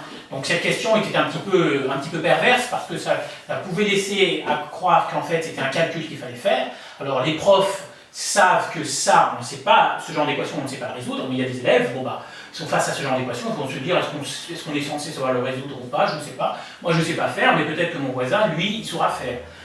Bon, voilà. Donc là, si vous voulez, il y a un problème au niveau du codage de la question. On peut avoir l'impression qu'il faut résoudre une équation. Pas du tout. On fait à la calculatrice et on joue un jeu un peu d'hypocrisie en présentant un truc où c'est un petit peu rigoureux, où on avance des arguments, on dit que la fonction est décroissante, enfin voilà. Hein. Tout ça, c'est un peu du bipotage en définitive, mais puisque c'est ça qu'ils veulent, et ben c'est ça qu'il faut écrire sur la copie. Voilà. Alors, on passe à la question 4. Alors, c'est l'algorithmique, ce n'est pas cadeau cette question 4. Hein. Vous pouvez regarder les autres sujets de bac. Les algorithmes étaient nettement plus faciles. Alors ici, en fait, c'était un algorithme de dichotomie. Le programme fait expressément référence à ces algorithmes.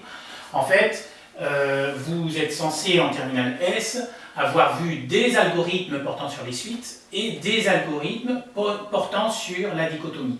C'est tout. Mais en général, on vous donne des algorithmes qui portent sur les suites qui sont beaucoup plus simples.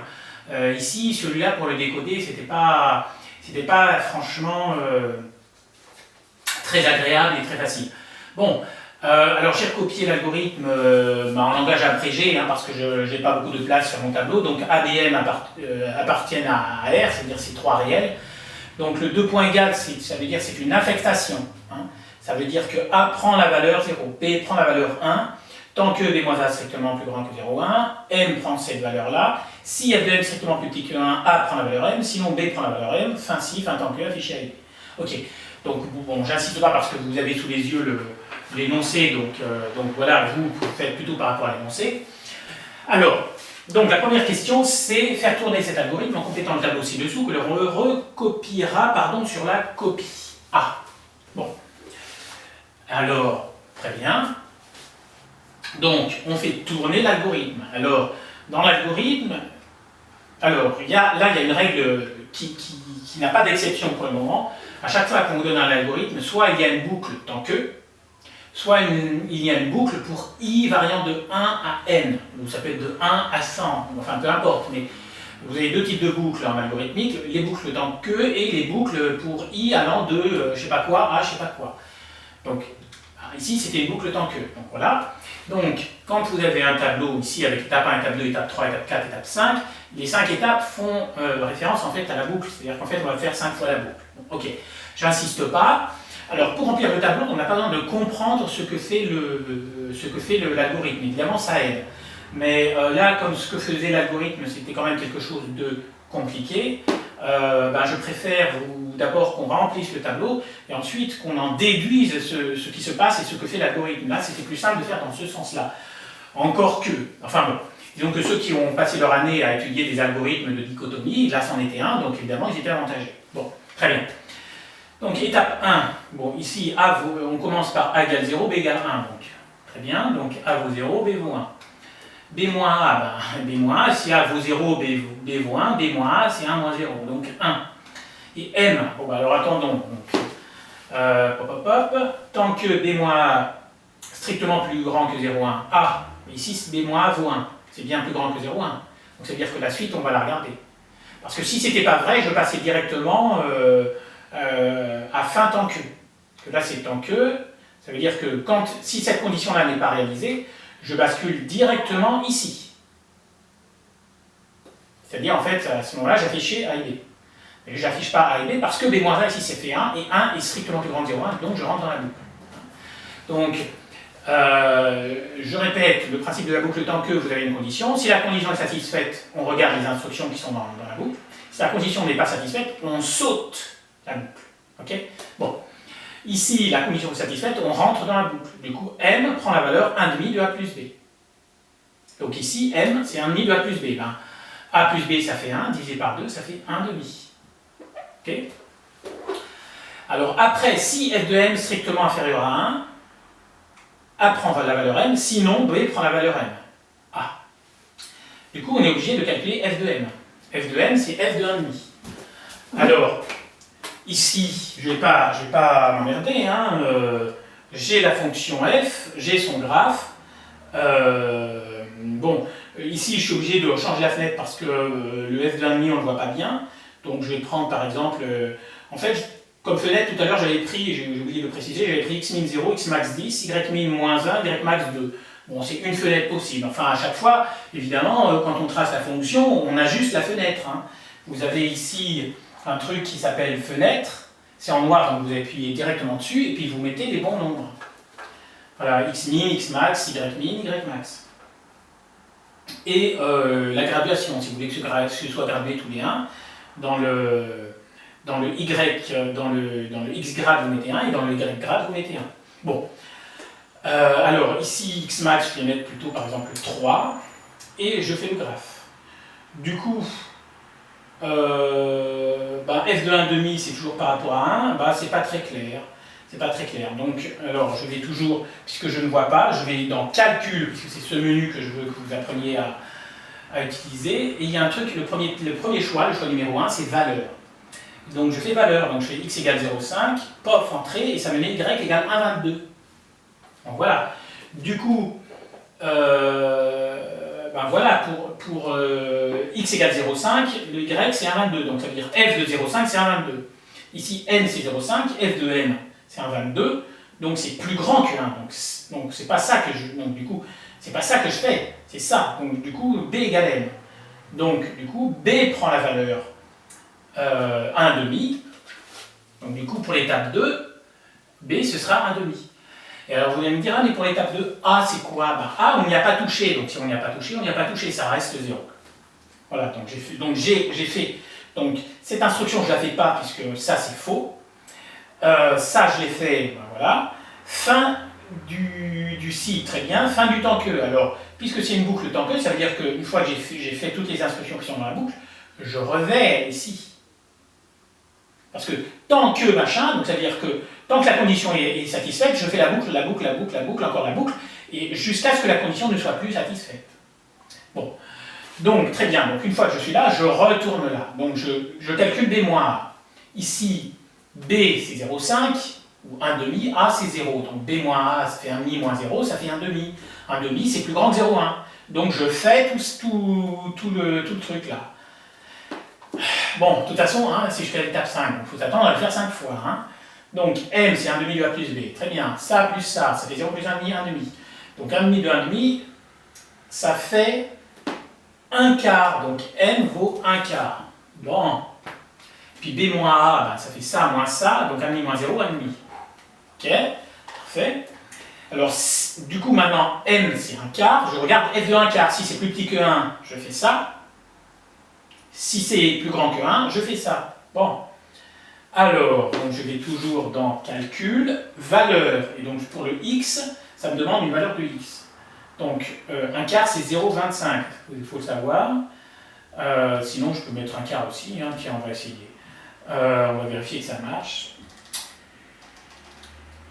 1 divisé par 4, bien sûr que ça marche, ça fait y égale moins 3,09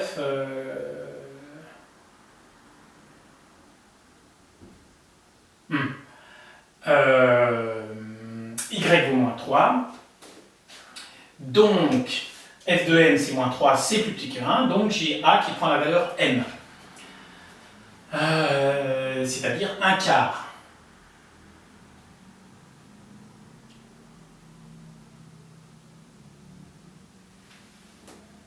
Ok. A prend la valeur n, donc A prend la valeur 1 quart, très bien. Sinon, il n'y a pas de sinon, puisque là c'était vrai. Si ça c'est vrai, je fais ça, et donc le sinon, je ne regarde même pas ce qu'il y a. Fin si, fin tant que. Je retourne là. Donc, cette fois-ci, j'ai A qui vaut 1 quart. B, il n'a pas été changé, donc ça veut dire qu'il vaut 1 demi. Très bien. B moins A, ben, ça fait 1 demi moins 1 quart, 1 demi moins 1 quart, 1 quart. Ok.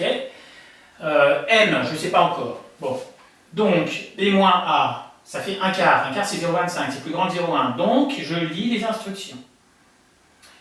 M égale 1 demi de A plus B. A, c'est 1 quart. B, c'est 1 demi. 1 quart plus 1 demi, ça fait 1 quart plus 2 quarts, 3 quarts. Divisé par 2, 3 huitièmes. Donc M, 3 huitièmes.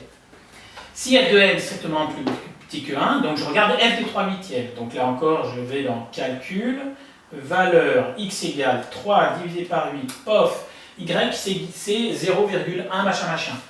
Donc ça veut dire que f de m, puisque c'est 0,1 et des brouettes, c'est effectivement strictement plus petit que 1. Donc A prend la valeur m. A prend la valeur m, 3 huitièmes. Donc A vaut 3 huitièmes. Maintenant. Ok.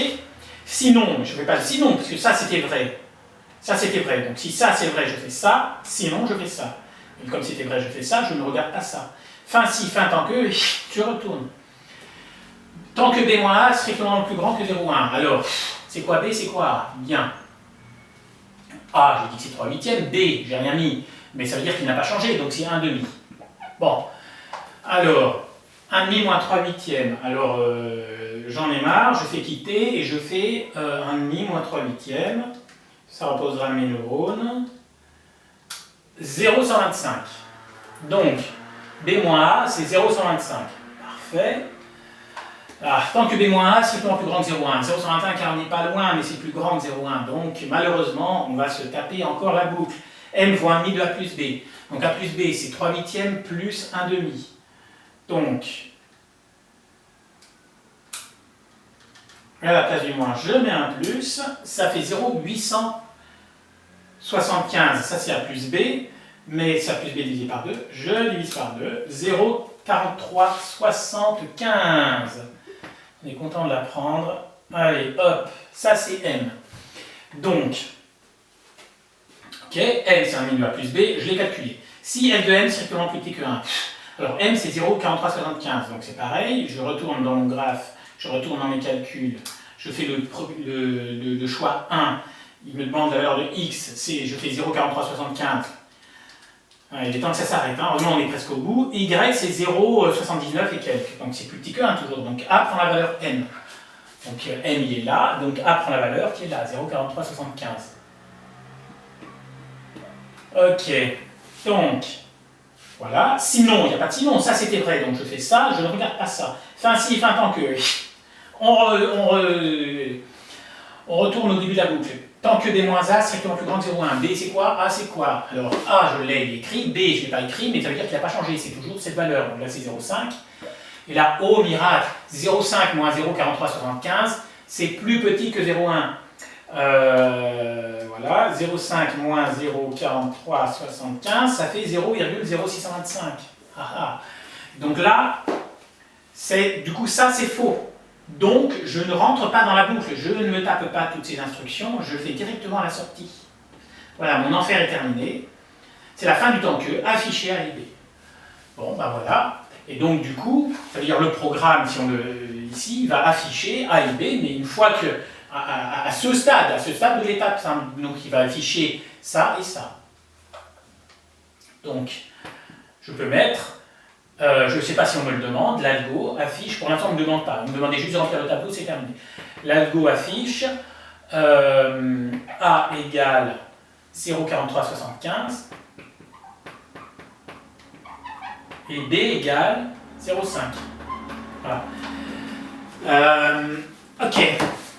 Donc, petite affaire tournée. Donc, très bien. Donc là, c'est bon. Petit b, que représentent les valeurs affichées par cet algorithme? Petit b. Donc, petit b, on peut déjà dire ce qu'il affiche, l'algo, il affiche ça. Donc, maintenant, qu'est-ce que ça représente? Alors là, mystère. Donc là, il faut comprendre que c'est un algorithme de dichotomie. Donc, je vais vous faire un dessin. Ok. Alors, donc, là, c'était pas. Alors, si vous n'avez jamais vu l'algorithme de dichotomie, ben, du coup, c'était un petit peu cuit. Je vais reproduire la fonction à peu près telle qu'elle s'affiche à l'écran. Donc, pour l'instant, on a travaillé sur cette fonction-là, la fonction f, et on avait vu qu'elle prend la valeur 1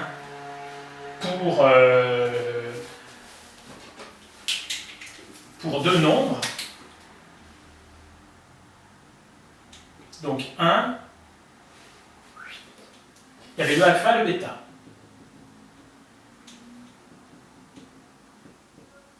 Voilà. Et dernière chose, ici le maximum, c'est pour x égale 1. Voilà. Et il vaut 2, on s'en fout. Alors, donc, c'était quoi cette histoire d'algorithme de dichotomie? Alors, il faut que je vous explique ça en détail. Alors, donc, au début, qu'est-ce qu'on sait sur alpha? On sait que alpha il est compris entre 0 et 1. Donc, on travaille dans cet intervalle.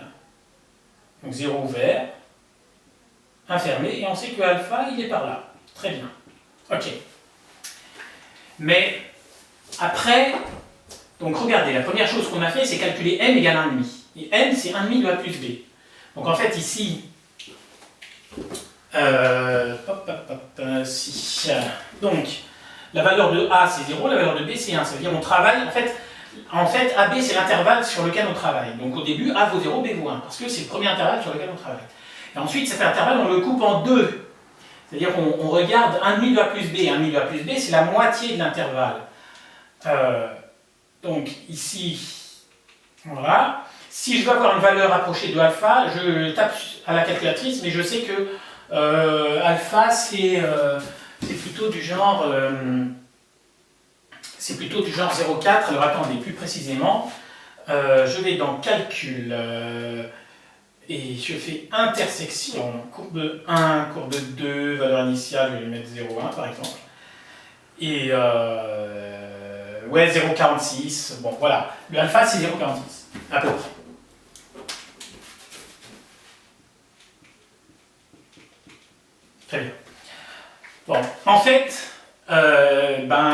ce qui ne se devine pas trop, c'est qu'en fait cet algorithme c'était pour trouver une valeur approchée de alpha. Alors je vous explique ça. Donc au début l'intervalle AB c'est l'intervalle 0,1. On le coupe en deux. C'est pour ça qu'on prend M égale 1,5 de A plus B. On prend le milieu de l'intervalle. Donc ici puisque 0,46 ça veut dire que 0,5 il est là. Voilà. Et après on regarde f de m, c'est-à-dire ici f de 1,5. Et bien voilà. Comme il en fait, puisque f de 1,5 c'est plus grand que 1, ça veut dire que le alpha il est plus petit que 1,5. Donc, ça veut dire qu'il est dans cet intervalle-là, il est dans cette moitié de l'intervalle. Du coup, ça veut dire qu'on laisse tomber cette partie, on la barre, et maintenant, au lieu de s'intéresser à l'intervalle 0,1, on va s'intéresser à l'intervalle 0,1,5. On sait que alpha est dedans. Voilà. Et après cet intervalle, on le recoupe en deux à 1/4. Et on calcule l'image de 1/4, puisque l'image de 1/4, on trouve que c'était du genre -3, je me rappelle. Voilà, en tout cas, c'est strictement plus petit que 1. Et donc, puisque c'est strictement plus petit que 1, ça veut dire que le alpha pour lequel ça vaut 1, il est plus grand. Donc ça veut dire qu'on va laisser tomber cette partie, et on va dire que du coup, on sait que le alpha, il appartient à l'intervalle, ouvert ou fermé, on s'en moque de ça, mais ce sera l'intervalle 0,25, 1,5. Ce sera cet intervalle-là. À chaque fois, on coupe en deux l'intervalle, et si au milieu de l'intervalle, c'est plus grand que... on trouve que l'image c'est plus grand que 1, ça veut dire que le alpha, il est avant, donc dans la première moitié de l'intervalle, et si on trouve que l'image du milieu est plus petite que 1, ça veut dire que le alpha, il est dans la deuxième moitié de l'intervalle. Et du coup, on choisit la moitié de l'intervalle qui est la bonne, et on laisse tomber la moitié qui ne convient pas. Voilà. C'est ça un algorithme de dichotomie. C'est pour ça qu'au début l'intervalle c'était 0,1, ensuite c'était 0,1,5, on a pris la moitié de gauche de l'intervalle parce qu'on a calculé f de 1,5, et f de 1,5 on a trouvé que c'était plus grand que 1. Du coup on a dit le alpha est à gauche, donc on prend 0,1,5. Après on a calculé f de 1/4, on travaille sur 0,1,5, la valeur du milieu c'est 1/4. Donc on calcule l'image de 1/4 et on regarde par rapport à 1. Et ici, on a trouvé que du coup, le alpha, il était à droite. Et donc, on prend après l'intervalle 1/4, 1,5, qui est la moitié de l'intervalle, à droite. Et on recommence encore ça, comme ça 2 fois. Et voilà, à chaque fois, on trouve un intervalle mais qui est 2 fois plus petit et qui contient alpha. Voilà. Bon, je ne sais pas si j'ai été convaincant, surtout que mon dessin était vraiment petit.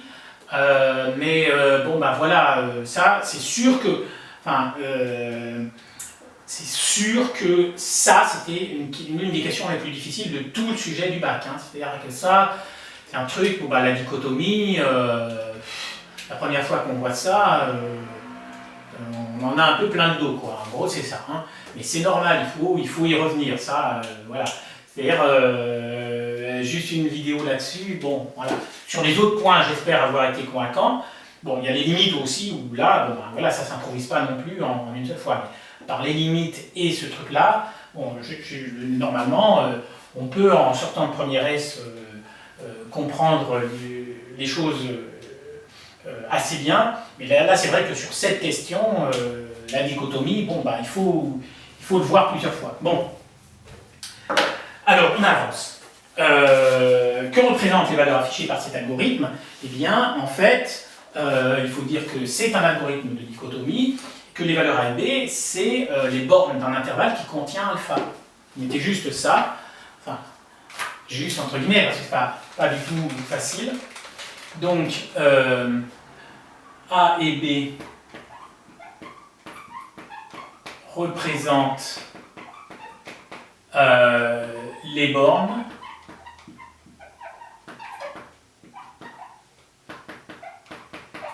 d'un intervalle contenant alpha. Et puis, il y a cette condition B-A strictement plus grand que 0,1. Ça veut dire quoi? Ça veut dire que tant que B-A, c'est la largeur de l'intervalle. Donc, ça veut dire que tant que l'intervalle est plus large que 0,1, on le coupe en deux. Donc, ça veut dire que quand on s'arrêtera, on est certain que l'intervalle sur lequel on s'arrêtera, eh bien, lui, sa largeur sera plus petite que 0,1. Donc A et B représentent des bornes d'un intervalle contenant alpha. de largeur inférieure à 0,1.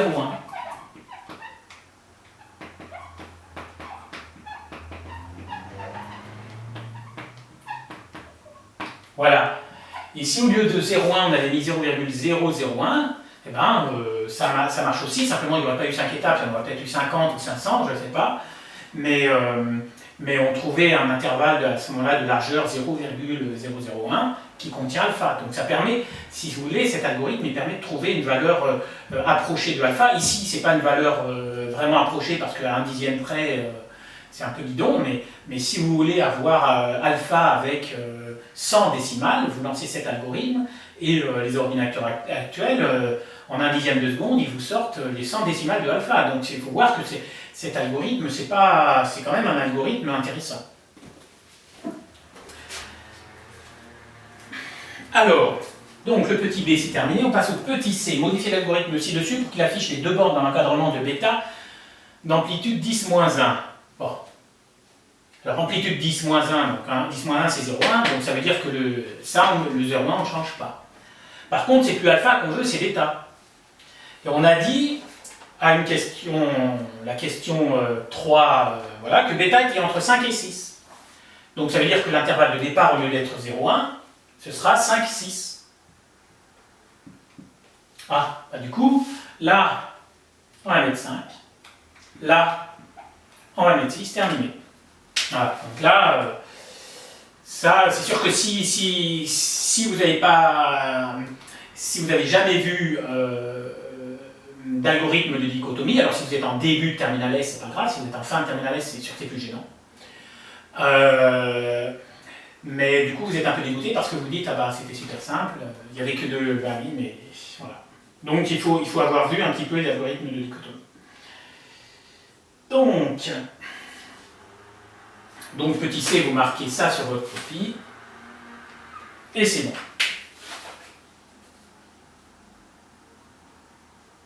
5. Ah. Donc, c'est des intégrales. Et du coup, on va faire un petit dessin. Et puis bien sûr, donc, si vous êtes en début de terminal S, les intégrales, bon voilà, autant vous pouvez prendre de l'avance sur les exponentielles, les logarithmes, les limites. Bon, ça ne coûte pas forcément cher, mais les intégrales, bon, c'est bien quand même d'attendre décembre ou janvier, voilà, pour les faire.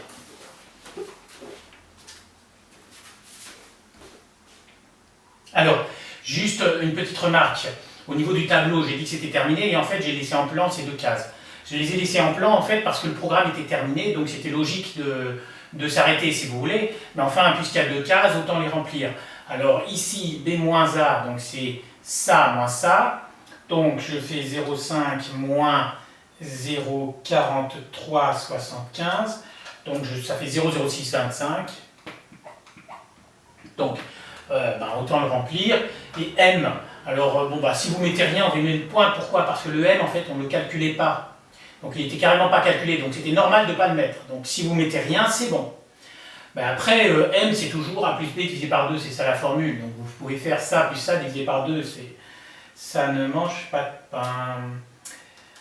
Là, je mets un plus à la place du moins. 0,93, 75. Et voilà. Bon, et là je dis, si celui-là vous ne le remplissez pas, on ne vous enlève pas de points, hein, sauf si le correcteur est incompétent. Et par contre, celui-ci, c'est un oubli de ma part, désolé. Alors, on va pouvoir s'attaquer à la question 5. Alors, question 5.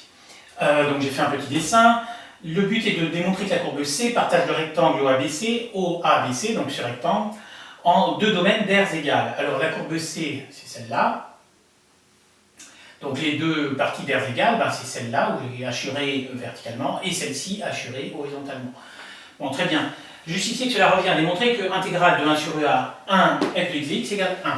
Bon, alors, première remarque, pour ceux qui n'ont pas travaillé encore sur les intégrales, cette question n'est pas pour eux, c'est-à-dire que là, la correction n'est pas abordable si vous n'avez pas des reliments sur les intégrales. Donc, regardez les vidéos sur les intégrales, voilà. Les vidéos de cours sont gratuites, donc vous pouvez regarder ça. Vous pouvez regarder votre manuel ou vous pouvez attendre de faire ça en classe. Alors attention, parce qu'en général, les intégrales, on voit ça à la fin de l'année, et malheureusement, il y a pas mal d'étourderies qu'on peut faire, parce qu'en fait, les intégrales, c'est comme les dérivés, mais à l'envers. Donc, si vous êtes plutôt du type distrait et étourdi, ce que moi j'étais en tant qu'élève, qui faisait que à chaque fois il fallait que je m'entraîne énormément pour que les choses rentrent et pour que je fasse plus d'erreurs d'étourderie. Mais en tout cas, si vous êtes dans ce cas de figure-là, n'attendez pas le dernier moment pour faire les intégrales. Hein. Et je vous conseille de prendre les devants et de ne pas attendre que le prof en parle. Bon, après, si vous faites en général jamais d'erreur d'étourderie, vous pouvez attendre mars que le prof se réveille et fasse les intégrales. Très bien, bon, alors, donc, pourquoi ça revient à démontrer que l'intégrale de 1 sur e à 1 de f de x dx égale 1? Eh bien, l'intégrale de AB de f de x dx, c'est l'air sous la courbe. Donc la courbe, elle est là. Donc ça veut dire que si je prends A et B ici, l'intégrale, ce sera l'aire de ce domaine. C'est pas très clair comme ça, donc je vais le faire là. Si je prends deux nombres, petit a et petit b, l'intégrale de AB de f de x dx, c'est ça. Donc là, la chose que vous devez vous dire, ce qui serait bien, c'est que l'intégrale, du coup, en fait, ça fasse ce morceau-là. Hein, voilà. Du coup, en plus, ici, b, c'est 1. Donc, ici, b, c'est 1, donc ça correspond au point A. Eh bien, il ne reste plus qu'à montrer que 1 sur e, ça correspond à ce point-là. Donc il faut se dire, il faut absolument que je montre que le point où la fonction fait 0, ce point-là, son abscisse, c'est 1 sur e. Donc je vais calculer f de 1 sur e, je dois trouver 0. Voilà, puisque les points où ça coupe, là, c'est les points sans solution de f de x égale 0. Voilà. Donc, c'est parti. Mais tout ça, c'était un peu caché en fait. Hein, donc voilà. Donc, on peut présenter ça comme ça. Donc, remarquons que f de 1 sur e est égal à... C'est joué d'avance, il faut absolument que ça fasse 0, sinon c'est foutu. Hein. Donc, je vous rappelle la formule pour f de x. F de x, c'est 2 plus 2 ln x divisé par x. Donc ça va faire 2 plus 2 ln de 1 sur e divisé par 1 sur e. Alors, là, un petit point de cours. Alors d'abord, sinon vous pouvez mettre, il y a une version courte, hein, vous mettez égal 0. Enfin, vous vérifiez à la calculette, mais à la calculette, vous allez trouver 0. Bon, ok. Vous mettez égal 0. Bon. Voilà. Enfin, là, le correcteur va dire ouais, il a calculé à la calculatrice, alors que ça, normalement, un élève de terminale S est censé pouvoir le calculer à la main sans la calculette. Donc, on va le calculer à la main. Donc, quelle est la formule utile pour ça? Eh bien, il y a une formule qui dit, alors c'est du coup, je le mets par là, il y a une formule qui dit que ln de 1 sur x, c'est moins ln de x, et il y a une formule qui dit que ln de e, c'est égal à 1. Il y a un endroit dans la vidéo, il y a deux endroits dans la vidéo où je vous dessine la fonction ln. Le premier des deux endroits, c'est visible qu'on a ln de e égale 1. Et voilà, donc c'est pas... Ce que je veux dire, c'est qu'il n'y a pas 36 000 formules à connaître sur le ln. Il y en a quelques-unes. Regardez la vidéo des cours sur la fonction ln. Hein. Vous verrez qu'il y a quelques formules à connaître, mais il n'y en a pas tant que ça. Donc, on reprend le calcul. Bien, puisque ln de 1 sur x, c'est moins ln de x, ça veut dire que ln de 1 sur e, c'est moins ln de e.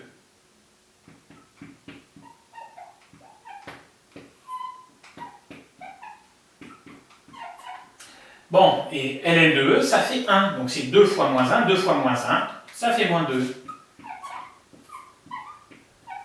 Bon, je vous l'avais dit, hein, ça fait bien 0. Ok. Donc là, si vous voulez, de façon générale, cet exercice 2, il est atypique par bien des... la première question est difficile mais classique. Le truc sur les algorithmes, bien que l'algorithme de dichotomie soit au programme, en fait, là c'est la première fois qu'il tombe, donc c'était un peu surprenant. Et là, le fait qu'il fallait trouver tout seul que f de 1 sur e ça faisait 0, c'est pas habituel dans les bacs. Donc si vous voulez, c'est un exercice un peu atypique. Hein. Donc là, c'est celui qui était le plus risqué, il était sur 7 points, donc c'était aussi celui qui rapportait le plus de points, mais voilà, enfin il reste quand même 3 exercices sur 13 points pour avoir des points, quoi. Hein, parce que celui-là, à mon avis, il n'a pas été bien réussi. Bon, alors, donc, qu'est-ce qu'on peut en déduire? On peut dire que, du coup, le point de coordonnées,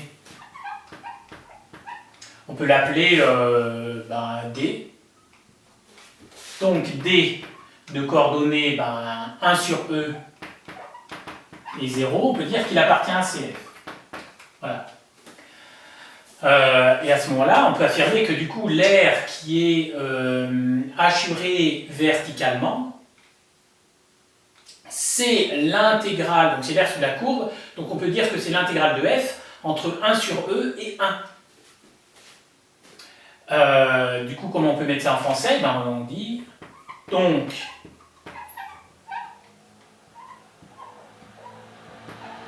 le domaine de gauche, pardon, excusez-moi, il y a celui-là et celui-là. Celui-là, c'est le domaine de droite.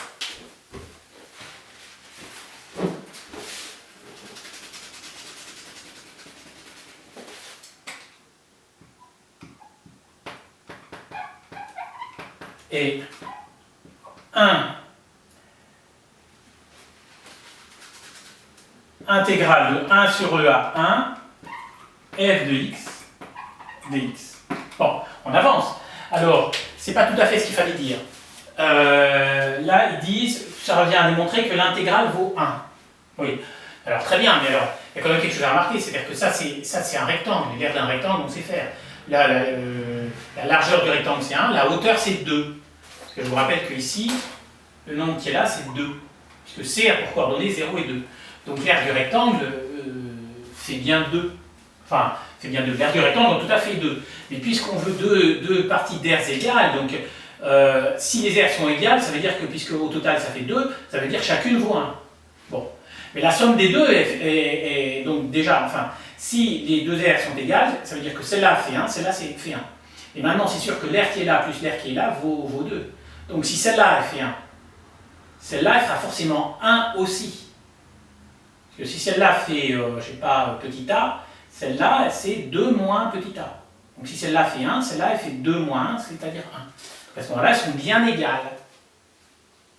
Voilà, donc ça aussi, ce n'est pas forcément évident à raconter. Le domaine de droite et machin.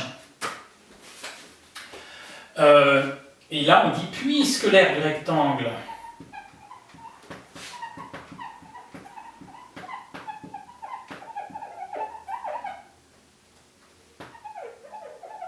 vaut 2 fois 1 égale 2, sous-entendu, j'ai fait longueur fois largeur. Les deux aires sont égales lorsque chacune vaut 1.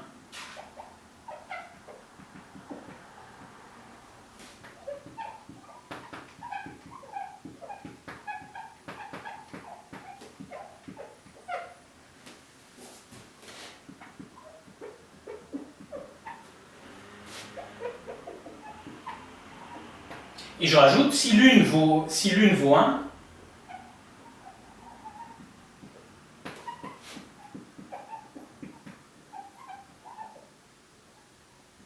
l'autre aussi, puisque la somme, sous-entendu, puisque la somme vaut 2. Donc si vous pensez que le correcteur peut... Enfin, c'est bête pour ne pas comprendre, vous mettez entre parenthèses parce que la somme fera 2. Mais normalement, c'est bon. Donc là, on a bien mis tous les arguments, c'est-à-dire que là, on a bien expliqué que si les deux aires sont égales, chacune vaut 1, donc le domaine de droite, son aire vaut 1, donc ça veut dire que l'intégrale vaut 1. Et là, on a bien dit réciproquement, si l'aire de droite vaut 1, à ce moment-là, puisque la somme des deux vaut 2, celle de gauche vaut 1 aussi, et à ce moment-là, elles sont bien égales. Donc là, j'ai tout mis, c'est parfait. Donc là, je peux conclure. Ainsi, les deux R sont égales.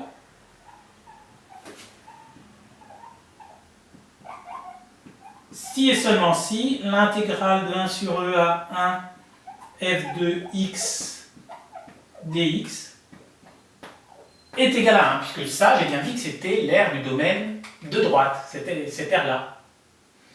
Voilà, là, c'était pas, c'était pas très classique, c'était pas très commode, hein, celui-là.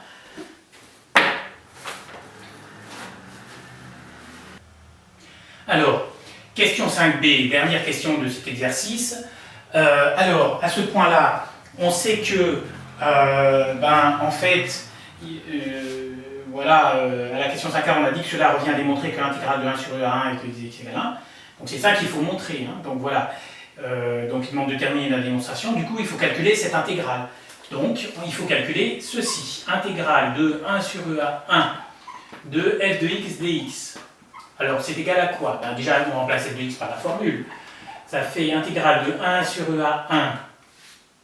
Alors, f de x, c'est 2 plus 2 ln x divisé par x dx. Bon, évidemment, cette question peut être traitée que par les candidats qui savent calculer les intégrales. Donc, si pour vous, ce n'est pas le cas, voilà. Regardez les vidéos de cours sur les intégrales. Alors, donc, il y a une indication.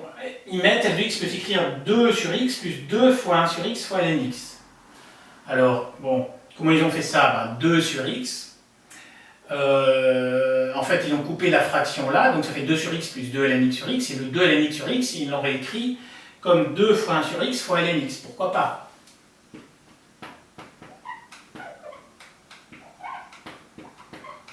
Donc voilà, donc là je fais bien toutes les étapes.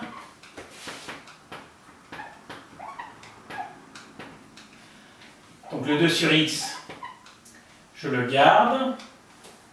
Et ça, ils disent de l'écrire 2 fois 1 sur x fois ln x. Alors pourquoi? Bon, eh bien ça, ça fait appel à une formule du coup. Alors, je vais la mettre en vert. Mais alors déjà, regardons. Donc du coup, il faut, pour calculer une intégrale, il faut calculer la primitive. C'est-à-dire que, je vous rappelle que l'intégrale de AD de f de x dx, c'est grand F de B moins grand F de A, où grand F est une primitive de petit f. Hein, c'est-à-dire que la dérivée de grand F, ça doit être petit f. Donc il faut trouver une fonction dont la... Donc ça veut dire qu'ici, il faut trouver une fonction dont la dérivée, c'est ça. C'est-à-dire trouver une primitive de ça. Voilà. Donc, ok, donc ça d'abord, c'est une somme. Primitive d'une somme, on fait la somme des primitives. Donc on trouve la primitive de ça, on trouve la primitive de ça, et c'est bon. Pour la primitive de ça, alors si c'était 1 sur x, la primitive de 1 sur x, c'est ln x. Donc primitive de 2 sur x, ça fera 2 ln x. Donc, voilà. Alors vous connaissez, je pense, la notation entre crochets. Hein, voilà, en fait, la primitive, on la met entre les crochets et on laisse les bornes. Bon, ça, sinon, c'est...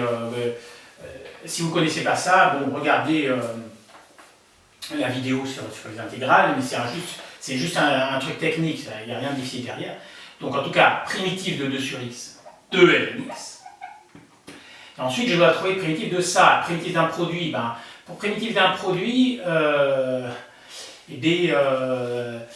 oui, primitive d'un produit, alors le 2, on s'en fout. Là, par exemple, le 2, on l'a juste mis là, c'est-à-dire qu'on dit que ça c'est 2 fois 1 sur x, on prend un primitive 1 sur x, on met le 2 devant. Voilà. Donc là, le 2, bon, ce qu'il faut, c'est trouver une primitive de ça.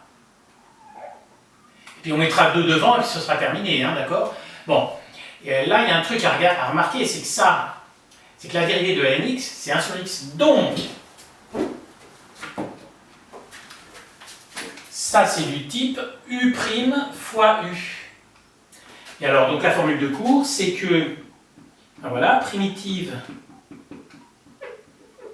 de u' fois u, c'est u au carré. Ouais, divisé par 2. Tout à fait. Voilà. Donc, ça, c'est dans les tableaux sur les primitives. Bon. Ok. Donc, U, c'est lnx. Donc j'ai dit que le moment 2, je le mettais comme ça, voilà. Donc ici, je mets primitive de ça. Bon. Primitive de U' fois U, c'est U carré sur 2. Donc là, je mets U carré divisé par 2. Mais U, c'est lnx. Donc ça va faire lnx carré divisé par 2. Toc, toc, toc, terminé. Voilà. Donc j'ai plus qu'à calculer ça et c'est fini. Donc je vous rappelle que cette notation, ça veut dire cette fonction en 1 moins cette fonction en 1 sur E. Donc ça veut dire que dans un premier temps, je remplace x par 1, dans un deuxième temps, je remplace x par 1 sur E. Donc ça va faire, donc quand je fais x égale 1, ça va faire 2 ln de 1 plus 2 ln de 1 au carré sur 2. Et puisque j'ai pas la place, donc c'est pas joli, mais je continue sur la ligne du dessous, moins 2 ln de 1 sur E. Je vais mettre des parenthèses, plus 2 ln de 1 sur E carré divisé par 2. Ln de 1, ça fait 0, donc 2 fois 0, 0. Ln de 1, ça fait 0, 2 fois 0 carré, ça fait 0. Donc tout ça, ça fait 0, ça dégage, parfait. Moins, alors, ln de 1 sur E, c'est ln de 1 sur x, c'est moins ln de x. Donc là, ça va faire moins 2 ln de E. Plus 2, alors ln de 1 sur E, c'est moins ln de E, donc ça fait moins ln de E, le tout carré, divisé par 2. Égal, moins par moins, ça fait plus, et ln de E, ça fait 1, donc ça fait 2. Ici, ln de E, ça fait 1, donc là, ça fait moins 1. Moins 1 au carré, ça fait 1. Donc 2 fois 1 divisé par 2, ça fait 2 divisé par 2, ça fait 1. Donc là, c'est 1, comme il y a un moins devant. Et ça fait 1. Ici, il fallait trouver que ça faisait 1. Donc on a bien donc intégrale de 1 sur E à 1 f de x dx égale à 1. Et donc on peut conclure que les deux r sont égales. D'après, il y a un endroit où on avait dit ça. Je crois que c'était 5a. Ben oui, c'était 5a. Donc d'après 5a, les deux r sont bien égales. Voilà. Alors, bah, c'est tout pour l'exercice 2. Ça a été quand même un petit peu compliqué. C'est sûr que là, c'était pas cadeau cet exercice. Et donc, il n'a pas dû être bien réussi. Hein. Donc, quand c'est comme ça, vous faites ce que vous pouvez. Là, de toute façon, les correcteurs ont dû voir un certain nombre d'erreurs sur les copies. Donc, ça veut dire que les petites erreurs, les petites étourderies, les petits machins, si la méthode était correcte, bon, c'est bon, mais on met beaucoup de points quand même. Hein. Voilà, c'est tout pour l'exercice 2.